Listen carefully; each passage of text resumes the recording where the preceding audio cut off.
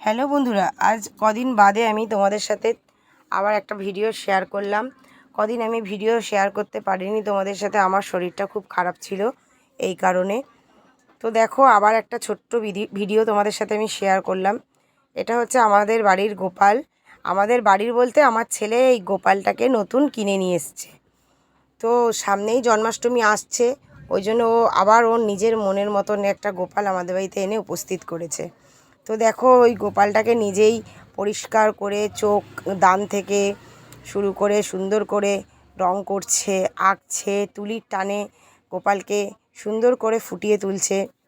এর আগেও তোমাদের সাথে আমি এই গোপালের ভিডিও আমি শেয়ার করেছিলাম। আমার ঘরে আগেরও দুটো গোপাল আছে, ছোট্ট ছোট্ট।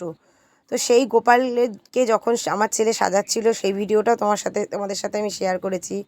আর এই যে আমাদের নতুন অতিথি, এই গোপালকেও আমি তোমাদের সাথে শেয়ার করলাম।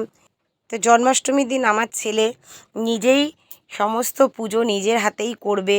পুজোটা সুন্দর করে ওর মনের মতন করে ও করবে, সেটাও তোমাদের সাথে আমি শেয়ার করব। এখন তোমরা দেখো কি সুন্দর করে গোপালটাকে ও সাজালো, চোখ থেকে শুরু করে সুন্দর করে দেখো, দেখতেই পাচ্ছ তোমরা। তো তোমাদের সাথে আমি পুরো ভিডিওটাই শেয়ার করলাম, এইভাবে গোপালকে সাজানো হয়েছে।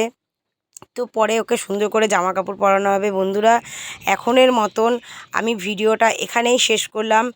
আর পরের ভিডিওটা আবার তোমাদের সাথে আমি শেয়ার করব। ততক্ষণ তোমরা প্লিজ আমার ভিডিওগুলো সব পুরোটাই দেখো। কেমন হয়েছে প্লিজ কমেন্ট করে জানিও।